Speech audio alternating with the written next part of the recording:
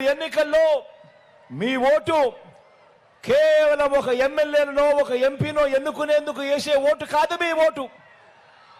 ఈరోజు మీరు వేసే ఓటు ఒక తూతూ మంత్రంగా ఒక ఎమ్మెల్యేనో ఒక ఎంపీగానో ఎన్నుకునే ఓటు కాదు. ఈరోజు మీరు వేసే ఈ ఓటు ఆ పిల్లల భవిష్యత్ మారుతుంది. మీరేసే ఆ ఓటుతో ఆ పిల్లల తల్లిదండ్రుల భవిష్యత్ మారుతుంది అని చెప్పి కూడా జ్ఞాపకం ఉంచుకోమని చెప్పి ఈరోజు ప్రతి ఒక్కరికి కూడా తెలియజేస్తా ఉన్నాను. మరి మీ పిల్లల భవిష్యత్ కోసం యుద్ధం చేయడానికి నేను సిద్ధం. మీరంతా సిద్ధమేనా అని అడుగుతా ఉన్నాను.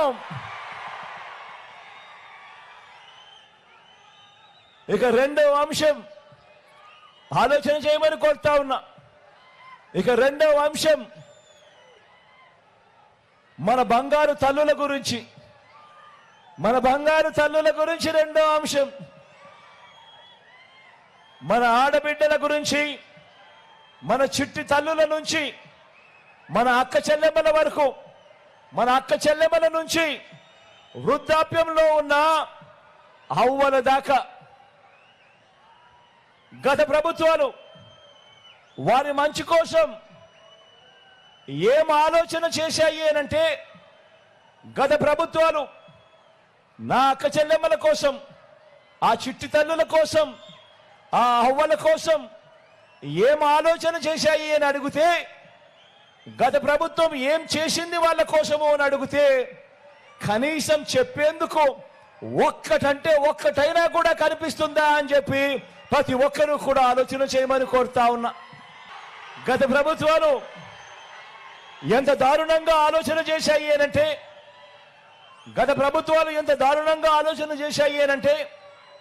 గతంలో మన రాష్ట్రంలో 100కి దాదాపు 30 మంది ఆడపిల్లలు 10వ తరగతి కూడా పూర్తి చేసిన పరిస్థితి లేదంటే ఆలోచన చేయమని అడుగుతా ఉన్నా.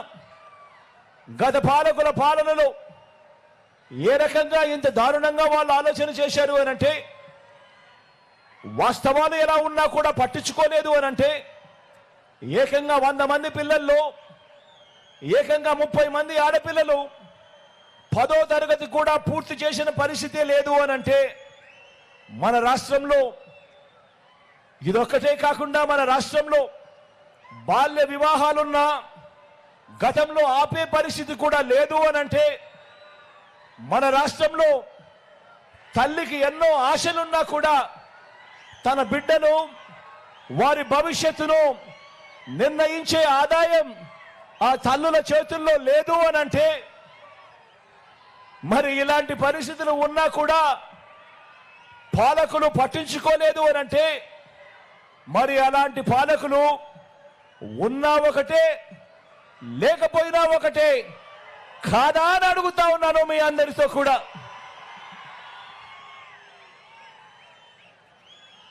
నా కళ్ళతో నా పాదయాత్రలో చూసిన ఇంకో విషయం కూడా చెబుతా.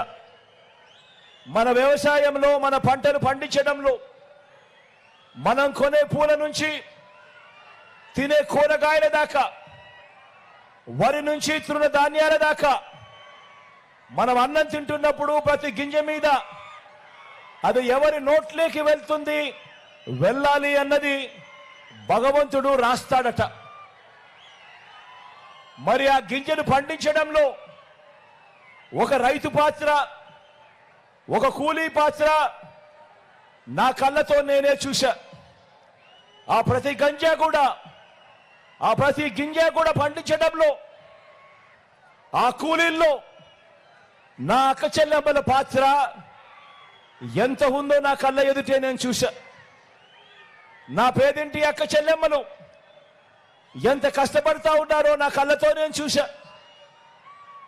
ఈరోజు నేను చెప్తా ఉన్నాను, ఈరోజు పని వాళ్ళుగా, రోజు కూలీలుగా చిన్న చిన్న వ్యాపారాలు చేసుకుంటూ బతుకుతా ఉన్న ఆత్మగౌరవం గల లక్షల కుటుంబాలు వారి బతుకు బండిని ఎంత కష్టంతో లాగుతా ఉన్నాయో నా పాదయాత్రలో నా కళ్ళారా కూడా చూసుకుంటూ వచ్చా.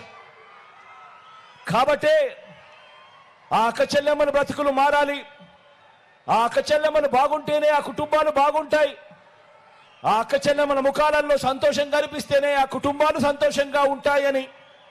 కాబట్టి అక్క చెల్లెమ్మల శ్రమకు, ఆ అక్క చెల్లెమ్మల కష్టానికి ఖరీదు కట్టే షరాబు లేదు. కాబట్టి వారి కుటుంబాలు సంతోషంగా ఉండాలంటే ఏం చెయ్యాలి అని చెప్పి 58 నెలల నా పాలనలో ప్రతి అడుగు కూడా అదే ఆలోచనలతోనే అడుగులు ముందుకు వేశాం. ఆ అక్క చెల్లెమ్మల పిల్లలు ప్రతి ఒక్కరూ కూడా గొప్పగా వాళ్ళంతా కూడా ఎదగాలంటే, మట్టిలో మాణిక్యాలు పండాలంటే, ఒక రోజు కూలి, ఒక ఆటో డ్రైవర్, ఓ కూరగాయలు అమ్మే ఓ చెల్లెమ్మ, ఓ దోశలు ఇడ్లీలు అమ్మే ఓ అక్క, ఓ కుట్టు మిషన్ కుట్టుకుంటూ తన జీవితాన్ని తన కుటుంబాన్ని పోషిస్తా ఉన్న ఓ చెల్లి, వీరంతా కూడా బాగుండాలి. వీరందరి జీవితాల్లో కూడా వెలుగులు రావాలి అని మన ప్రభుత్వం ఆలోచించి ప్రతి పథకము కూడా తీసుకువచ్చింది. ఈ ఆలోచనల నుంచే పుట్టింది ఓ అమ్మఒడి, ఈ ఆలోచనల నుంచే పుట్టింది ఓ విద్యా దీవెన, ఈ ఆలోచనల నుంచే పుట్టింది ఓ వసతి దీవెన, ఈ ఆలోచనల నుంచే పుట్టాయి ఓ తోడు అనే పథకం, ఓ చేదోడు అనే పథకం, ఈ ఆలోచన నుంచే పుట్టాయి ఓ నేతన్న నేస్తం అనే పథకం, ఓ మత్స్యకార భరోసా అన్న పథకం. కుదేలైన పొదుపు సంఘాల జీవితాలను చిన్న భిన్నమైన పరిస్థితులను చూసి నుంచి వారి జీవితాలలో వెలుగులు నింపాలి అని, ఆ పొదుపు సంఘాలకు తోడుగా ఉండాలని వారి కష్టాల నుంచి పుట్టింది ఓ ఆసరా అనే పథకం, ఓ సున్నా వడ్డీ అనే పథకం. 40 సంవత్సరాల నుంచి 60 సంవత్సరాల మధ్యలో ఆ వయసులో ఉన్న నా అక్కలు, నా చెల్లెమ్మలు వాళ్ళ జీవితాలు బాగుంటేనే వాళ్ళ ఆదాయం అంతా కూడా వాళ్ళ కుటుంబాన్ని ఖర్చు పెట్టి వాళ్ళ కుటుంబాలు కూడా బాగుంటాయి అని ఆలోచనల నుంచి, ఆ కుటుంబాలకు మంచి చేసే ఆలోచనల నుంచి ఓ చేయూత అనే పథకం పుట్టింది, ఓ కాపు నేస్తం అనే పథకం పుట్టింది, ఓ ఈబీసీ నేస్తం అనే పథకం అక్కడి నుంచి పుట్టింది. అన్నింటికీ మించి ప్రభుత్వం ఇచ్చే ప్రయోజనాలు ఆ ఇంటి ఇల్లాలి చేతిలోనే,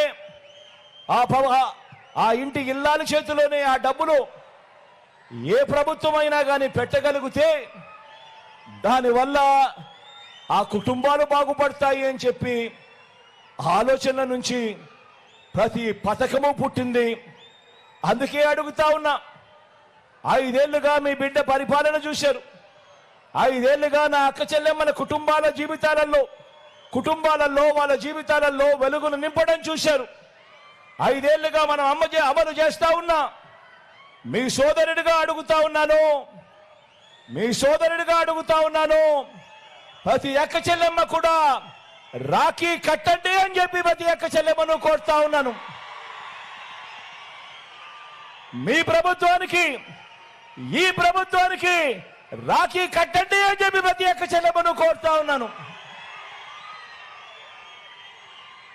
నా చేతికి మాత్రమే కాదు, ఈ అక్క చెల్లెమ్మల ప్రభుత్వానికి రక్షాబంధనం కట్టండి అని అడుగుతా ఉన్నా.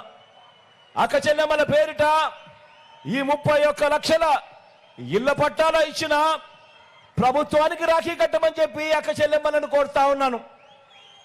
అక్క చెల్లెమ్మల కోసం ఆ 31 లక్షల ఇళ్ల పట్టాలు వాళ్ళ పేరుతో రిజిస్ట్రేషన్ చేయడమే కాకుండా అందులో 22 లక్షల ఇళ్లు కడతా ఉన్నా ఆ ప్రభుత్వానికి, ఈ ప్రభుత్వానికి రాఖీ కట్టండి అని చెప్పి అక్క చెల్లెమ్మలను కోరుతా ఉన్నా. ఒక దిశ యాప్ ద్వారా దాదాపుగా 39,000 మంది అక్క చెల్లెమ్మలను ఆపదలో ఉంటే ఆ దిశ యాప్లో వాళ్ళ ఫోన్లో వాళ్ళు SOS బటన్ నొక్కడం ద్వారానో లేదా ఫోన్ షేక్ చేయడం ద్వారానో దాదాపుగా 39,000 మంది అక్క చెల్లెమ్మలకు రక్షణ కల్పించిన, భద్రత ఇచ్చిన, ఆ ఫోన్లో ఆ దిశ యాప్ తీసుకొచ్చిన ఆ ప్రభుత్వానికి రక్షాబంధన కట్టమని చెప్పి ప్రతి అక్క చెల్లెమ్మను కోరుతా ఉన్నా. ఎప్పుడు చూడని విధంగా మీ గ్రామంలోనే అక్క చెల్లెమ్మల భద్రత కోసం ఒక మహిళా పోలీసు ఏర్పాటు చేసిన ఆ ప్రభుత్వానికి ఈ ప్రభుత్వానికి రక్షాబంధన కట్టమని చెప్పి ప్రతి అక్క చెల్లెమ్మను కోరుతా ఉన్నా.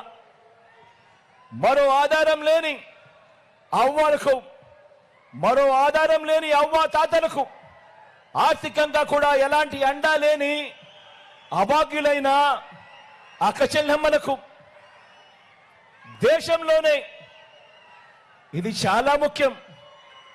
అందరూ కూడా ఆలోచన చేయమని అడుగుతా ఉన్నా. అభాగ్యులైన అక్క చెల్లెమ్మలకు, అవ్వ తాతలకు దేశంలోనే అత్యధిక మొత్తాన్ని నెల నెల పెన్షన్ ఇస్తా ఉన్న ప్రభుత్వం ఇలా నెలకు 3,000 రూపాయలు నెలకు 1వ తేదీన అది ఆదివారం అయినా సరే, అది సెలవు దినమైనా సరే, సూర్యోదయానికన్నా మునిపే ఆ అవ్వల చేతిలో, అభాగ్యులైన అక్క చెల్లెమ్మల చేతిలో, ఆ దివ్యాంగుల చేతిలో పెన్షన్ పెడుతూ వాలంటీర్ను నేరుగా ఇంటికే పంపిస్తూ దేశంలో కూడా ఎప్పుడు ఎక్కడా కూడా ఇవ్వని విధంగా 3,000 రూపాయలు ఇస్తా ఉన్న ఏకైక రాష్ట్రం ఈ దేశంలో ఏదైనా ఉంది అంటే అది మీ బిడ్డ రాష్ట్రం అని చెప్పడానికి గర్వపడతా ఉన్నా.